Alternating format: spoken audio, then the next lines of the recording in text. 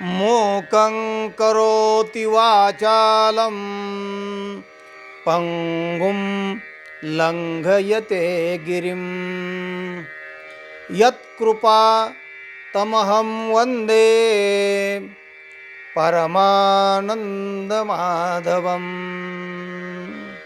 गोपाल कृष्ण भगवान। सज्जनो, आज आपणाला उत्तर भारतातील बांदा जिल्ह्यातील राजापूरचे रहिवासी गोस्वामी तुलसीदास यांचं चरित्र आणि त्यांचं कार्य त्यावर थोडा प्रकाश आपण टाकणार आहोत। तुलसीदास, त्याला गोस्वामी असं एक उपनाव आहे। काय किती नाम किती महत्त्वाचे आहेत बघा। गोस्वामी, गो म्हणजे इंद्रिय, त्याचा स्वामी। जसं काम क्रोध बंदी खाणी, तो का म्हणे दिले दोन्ही, इंद्रियाचे धनी आम्ही झालो गोसावी। तुकाराम महाराज म्हणतात आम्ही झालो गोसाई। साई म्हणजे मालक, म्हणजे इंद्रियांचे धनी आम्ही झालो गोसाई। इंद्रिय आपल्या ताब्यात असणारा जो, त्याला म्हणतात गोस्वामी। स्वामी म्हणजे मालक, धनी। आणि तुलसीदास असं म्हणल्याबरोबर आपल्या नजरेसमोर, आपल्या हृदयामध्ये तुळस येते बघा, की जी भगवंताला अत्यंत प्रिय आहे। तुळसी माळा धारण केली आणि नुसतं पाण्याचे थेंब अंगावर पडले तरी शरीर पवित्र होतं। तुलसीचं महात्म्य खूप ठिकाणी वर्णन केलं आहे। तुलसे स्त्री सखी शिवे, पापहारिणी पुण्य दे, नमो नारदनुते, नमो नारायण प्रिये। भगवान विष्णूला तुलसी ही अत्यंत प्रिय आहे। एक पान जरी तुलसीचं वाहिलं भगवंताला तरी भगवंताला आनंद होतो। अशी तुलसी दास, त्या तुलसीचा दास असा त्या शब्दातच शक्त्यार्थ आहे, लक्षार्थ नव्हे। शक्त्यार्थ म्हणजे त्या नावाचाच मुळात अर्थ आहे। इतकं सार्थ नाव असणारं आणि नाव सार्थ करणारे गोस्वामी तुलसीदास। काही नावं आईवडील ठेवत असतात, ते पुढचे मुलं सार्थ करतात, आणि काही नावं घालवतात। इतके घालवतात की लोक नावं ठेवायला लागतात, की अरे नाव ज्ञानेश्वर, त्याला माऊली म्हणतात, आणि खुशाल येऊन गटारात पडतो। अरे काय नावं घालवणारी माणसं असतात। तेव्हा नाव कमवायचं शिका, किंवा जर आईवडिलांनी मोठ्या आवडीने आणि मोठ्या उद्देशाने जर नाव ठेवलं ना आपलं, तर ते नाव जाऊ देऊ नका। जमलं तर नाव नसलं तर कमवा, आणि चांगलं नाम लोकांनी चांगलं म्हणलं पाहिजे। तेव्हा असे ते तुलसीदास, संत तुलसीदास, ते पुढे संत झाले। बहुतेक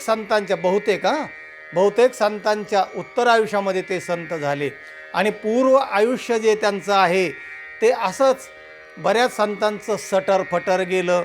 मग ते वाल्या कोळी असेल, आणखीन एकतास उरला खटवांगरायासी, असे वेगवेगळे राजे असतील।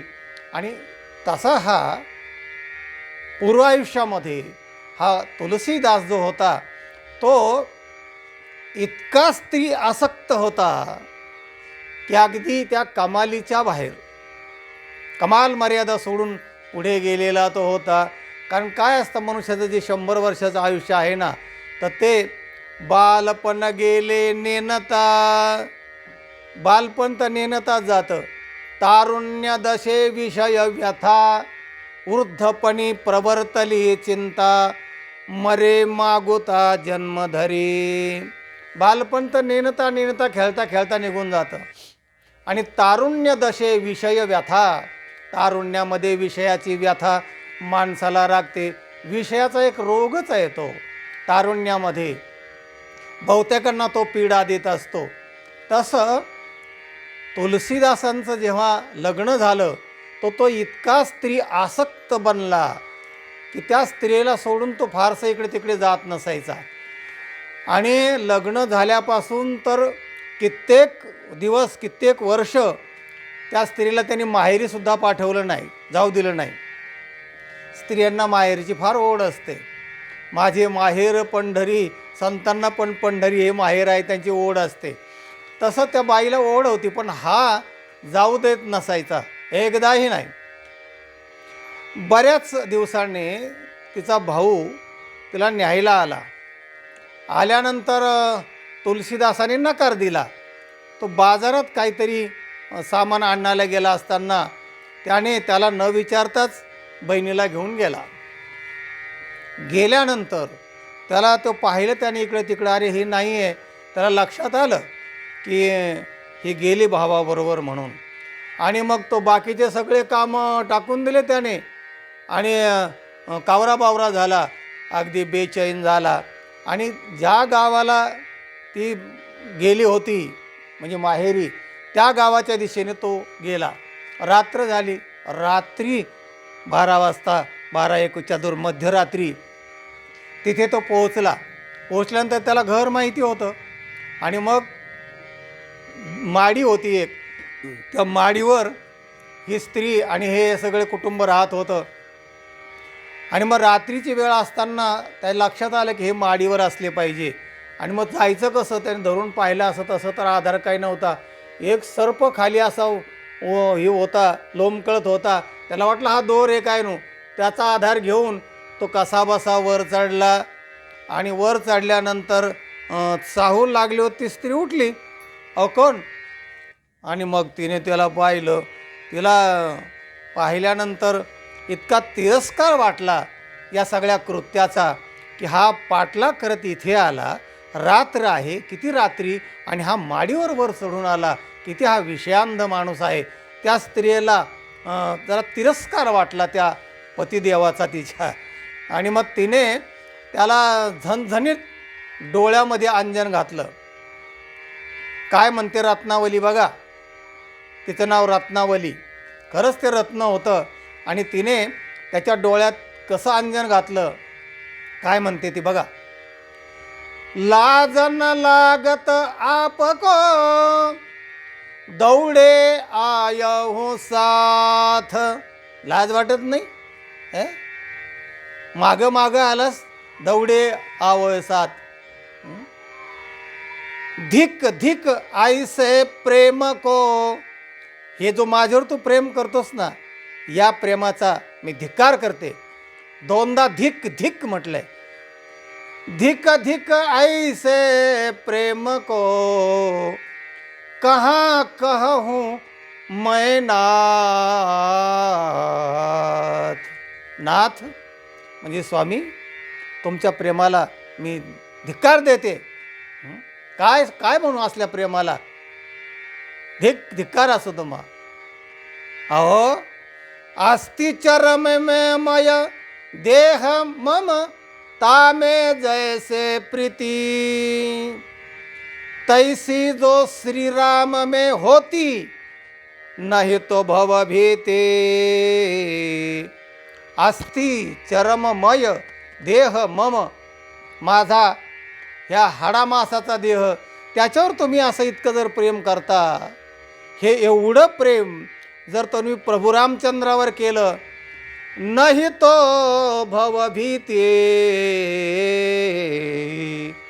तर तुम्हाला संसार दुःखाची अजिबात भीती राहणार नाही.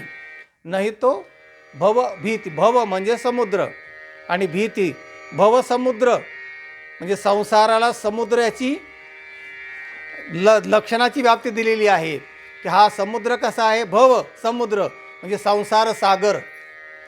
तर या संसार सागरातून तरुण जायचं कठीण असतं, दुःख असतं. तर ह्या भवाची भीती तुम्हाला राहिली नसती जर तुम्ही श्रीरामावर इतकं प्रेम केलं असतं तर.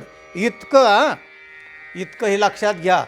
कारण जो माणूस इतका स्त्री आसक्त असू शकतो, इतका, तर तेवढंच्या तेवढं जर सगळं प्रेम इतकं प्रभू रामचंद्रावर तुम्ही केलं असतं तर तुम्हाला दुःखाचा लवलेश झाला नसता, दुःख मुक्त झाला असतं तुम्ही. नाही तो भवभीती. आणि मग काय, असा झणझणीत टोला मारला, तिरस्कार केला. तर बायकोने तिरस्कार नवऱ्याचा केला की त्याला जास्त राग येतो. तसा त्याचा विवेक जागा झाला आणि तो तसा धिक्कार केल्याबरोबर लगेच मागे फिरला आणि मग परत त्याने मागे फिरलाच, परत त्याने मागे फिरून पाहिलं नाही. आला आणि नंतर मग तो वैराग्य होऊन वैराग्यच जागं केलं त्या पत्नीने. अहो पत्नी हाच तर तुलसीदासाचा खरा गुरु. खरा गुरु म्हणजे प्राथमिक गुरु, की ज्या स्त्रीने त्याला बरोबर अंजन घातलं, विवेक जागा केला, त्याच्या या नाशिवंत प्रेमावर धिक्कार केला, शेरा मारला आणि त्याला चांगल्या प्रेमाकडे ओळवलं. आणि हे सगळं प्रेम तू रामावर कर, तुला कशाची दुःखाची लवलयच लागणार नाही आहे.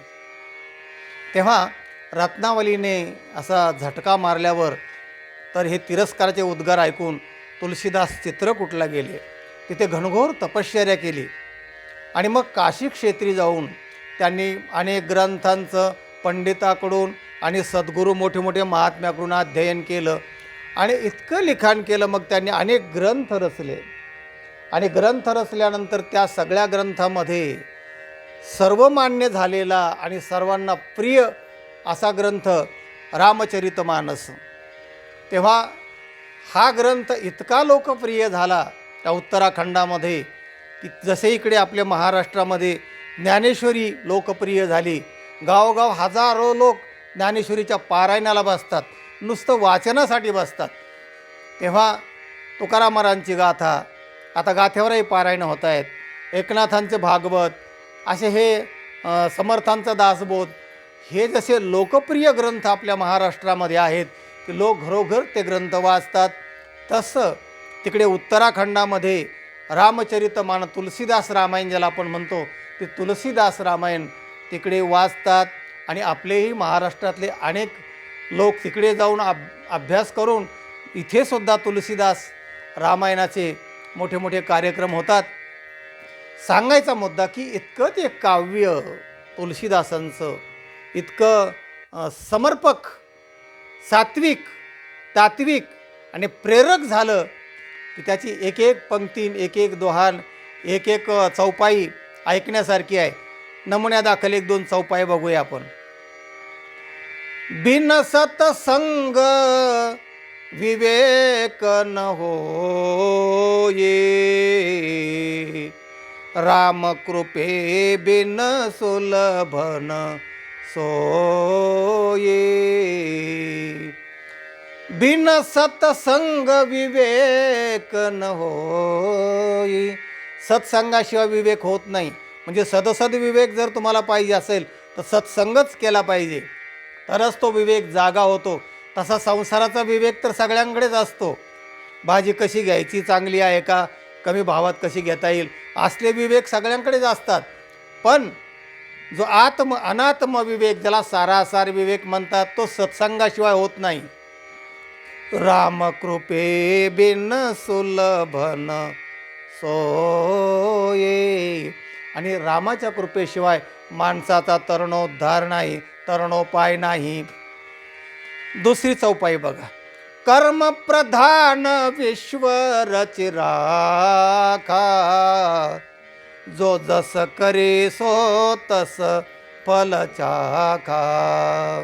कर्मप्रधान हे सगळं विश्व रचलेलं आहे. जो जसं कर्म करील तसं त्याला फळ मिळतं, असा या चौपाईचा अर्थ आहे.